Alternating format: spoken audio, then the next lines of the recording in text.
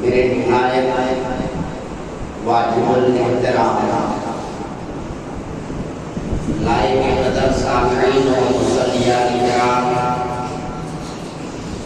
اور مسجد کے ارد گرد رہنے والی میری پردہ نشین ماں بہنوں، السلام علیکم ورحمۃ اللہ وبرکاتہ۔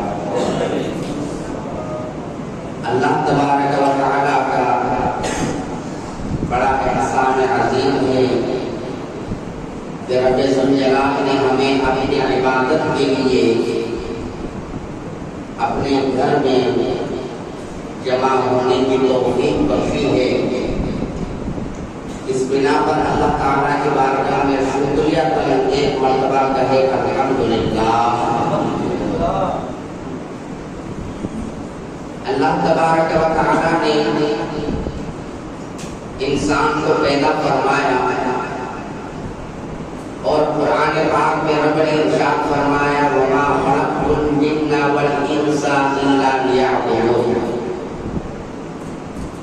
کہ ہم نے جنات اور انسانوں کو اپنی عبادت کے لیے پیدا کیا، اور نبی مکرم صلی اللہ تعالیٰ علیہ وسلم نے ایک جگہ ارشاد فرمایا الدعاء مخ العبادہ، دعا عبادت کی بات ہے۔ ہمارے پورے وجود میں ہمارے پاس ایک دل ہے اور ایک دماغ ہے۔ اگر یہ دماغ نہ ہو، ہم یہ دماغ کو استعمال نہ کر سکے تو انسان اور جانور میں کوئی فرق نہیں ہے، یہ بھی حیوان وہ بھی حیوان۔ اب اللہ تعالیٰ نے انسان کو جو دماغ عطا کیا ہے اور اس دماغ کو جب وہ استعمال کرتا ہے اور اسے فرق پتہ چلتا ہے اچھائی اور برائی کا، اس جگہ پہ یہ حیوان میں فرق ہو جاتا ہے۔ یہ حیوان ناطق اور وہ صرف حیوان۔ اب دعا مخ العبادہ، جس طرح انسان کے وجود کو صحیح سلامت رکھنے کے لیے دل کا زندہ ہونا ضروری ہے، اسی طرح عبادت کو اللہ کی بارگاہ میں پیش کرنے کے لیے، عبادت کے اندر جان پیدا کرنے کے لیے دعا ضروری ہے۔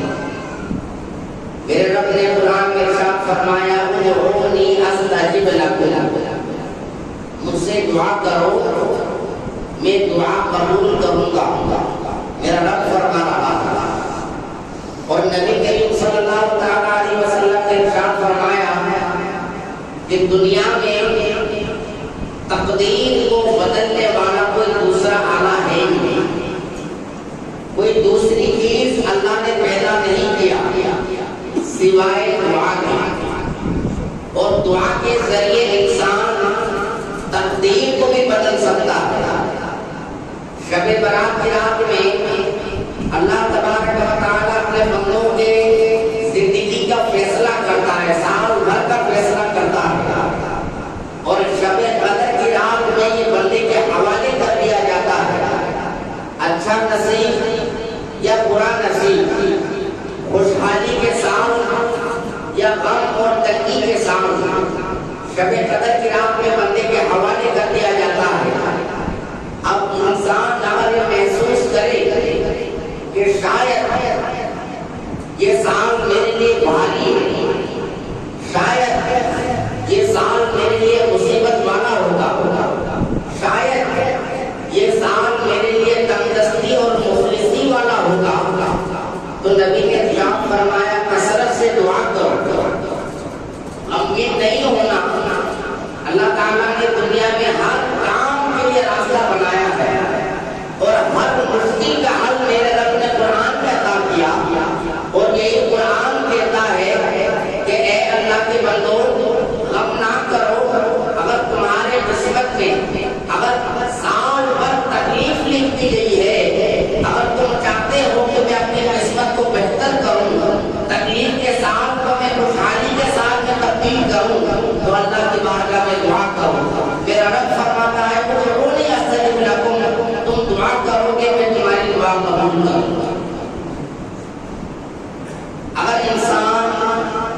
عبادت کرنے کے بعد دعا نہ کریں اور دعا میں درود نہ پڑھیں. عبادت کی جان دعا ہے، دعا کی جان درود ہے. بندہ جب درود پڑھتا ہے، ساتھ میں دعا کرتا ہے، اللہ اس کی عبادت کو اپنی بارگاہ میں پیش کرنے کی توفیق بخشتا ہے. فرشتے ان کی عبادت کو اللہ کی بارگاہ میں پیش کرتے ہیں.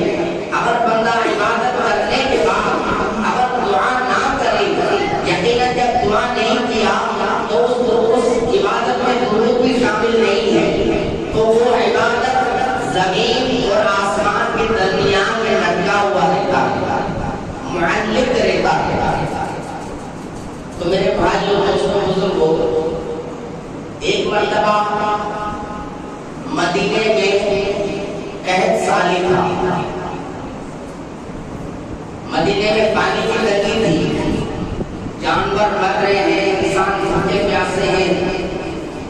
جمعے کا دن ہے، نبی کریم صلی اللہ علیہ وسلم منبر رسول پر تشریف فرما ہے.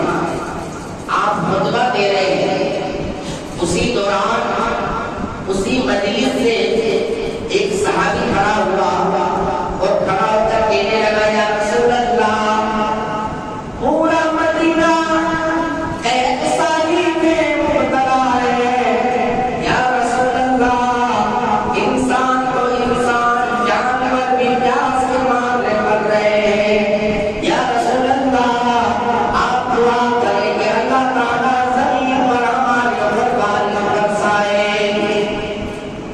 میرے نبی نے اس وقت یہ نہیں کہا کہ نماز ختم کر دے تو نماز ختم کرنے کے بعد دعا کروں گا. نبی نے یہ نہیں کہا، بلکہ نبی کریم صلی اللہ علیہ وسلم کے سامنے جب صحابی نے عرض کیا، یا رسول اللہ، پورے مدینے میں قحط سالی ہے، انسان پیاس کے مارے مر رہے ہیں، جانور بھی پیاس کی وجہ سے مر رہے ہیں. یا رسول اللہ، آپ دعا کریں، آپ کی رحمت والی ہاتھ اگر دعا کے لیے اٹھ جائیں گے تو یقین ہے ہمیں اللہ بارش ضرور برسائے گا. تو میرے نبی کریم نے منبر پہ تشریف فرما ہو کر ہی اسی وقت اسی لمحے میں میرے نبی نے دونوں ہاتھوں کو بلند کیا اور دعا کیا، یا اللہ، تیرے یہ بندے پیاس سے مر رہے ہیں، یا اللہ بارش عطا فرما. نبی نے دعا ختم نہیں کی، دعا ابھی تک چہرے تک پھیرا نہیں گیا، آسمان کے بادل نمودار اور بارش برسنے لگا. جمعے کے دن بارش شروع ہوئی. نبی نے دوران بارش نماز جمعہ ادا فرمائی. نماز جمعہ ادا کرنے کے بعد تمام صحابی اپنے اپنے گھروں پر چلے گئے. میرے نبی بھی اپنے حجرے مبارک میں تشریف لے گئے. ایک دن گزر گیا، 2 دن گزر گیا، 3 دن گزر گئے، یہاں تک کہ پورے ہفتے پر بارش ہوتی رہی. جب دوسرا جمعہ آیا، اسی بارش میں صحابہ بھیگتے بھیگتے مسجد میں تشریف لائے. سب نے نماز جمعہ ادا کی. اسی صحابی نے کھڑے ہو کر، جس صحابی نے پچھلے جمعے میں حضور کی بارگاہ میں عرض رکھی تھی، اس صحابی نے کھڑے ہو کر کہا، یا رسول اللہ، اب بارش بہت زیادہ برس چکی ہے، یا رسول اللہ، آپ دعا کریں یہ بارش ہم سے ہٹ جائے.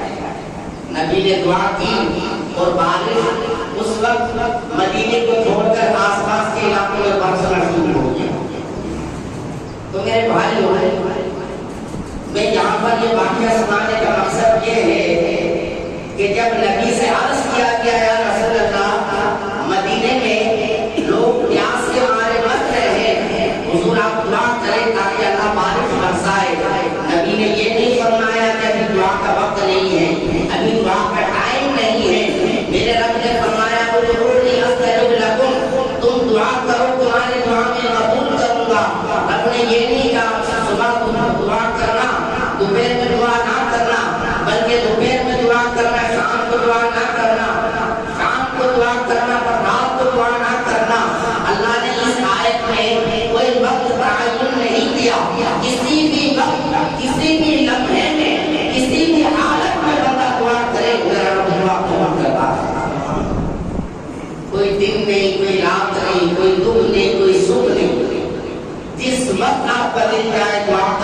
دعا قبول کرتا ہے۔ ایک روایت ہے نبی کریم صلی اللہ علیہ وسلم نے ارشاد فرمایا 24 گھنٹے کے اندر ایک لمحہ ایسا ہوتا ہے کہ اس لمحے میں بندے کی زبان سے نکلی ہوئی دعا اللہ قبول کرتا ہے، اور خاص بندے کے لیے ہر بندے کی، اپنے ہر بندے کی دعا کو 24 گھنٹے کے اندر کوئی ایک لمحہ ایسا گزرتا ہے کہ اس لمحے میں بندے کے منہ سے جو نکلتا ہے اللہ وہی قبول کرتا ہے۔ کبھی کبھار مثال دینے کے لیے سمجھا ہوں یہ بات، کبھی کبھار ہم کہتے ہیں کاش یا بڑا بندہ مجھے سے ملنے کے لیے آتا، اتفاق سامنے سے وہ بندہ آ رہا ہوتا، بندے پریشان ہو جاتے ہیں یار ابھی ابھی میں نے تمہارا ذکر کیا اور تم سامنے آ گیا۔ ایسا ہوتا ہے نا، ایسا ہوتا ہے یا نہیں؟ کبھی کبھار ایسا بھی ہوتا ہے کاش یہ چیز مجھے مل جاتا، میرا مسئلہ حل ہو جاتا ہے۔ اتفاق کسی نہ کسی ذریعے سے وہ چیز اسے مل جاتا ہے، اور ملنے کے بعد وہ بندہ دلی دل میں یا دوستوں کے ساتھ یہ بات شیئر کرتا ہے کہ یار میں نے تھوڑی دیر پہلے یا ایک دن پہلے میں نے اس چیز کو طلب کیا تھا، اللہ نے ذریعہ بنا کے یہ چیز مجھے مل گیا۔ ایسا بھی ہوتا ہے نا؟ تو یہ وہ 24 گھنٹے کے اندر کسی بھی ایک لمحے میں بندے کی دعا قبول ہوتی ہے، تو حضور نے ارشاد فرمایا کہ اس لیے اپنی زبان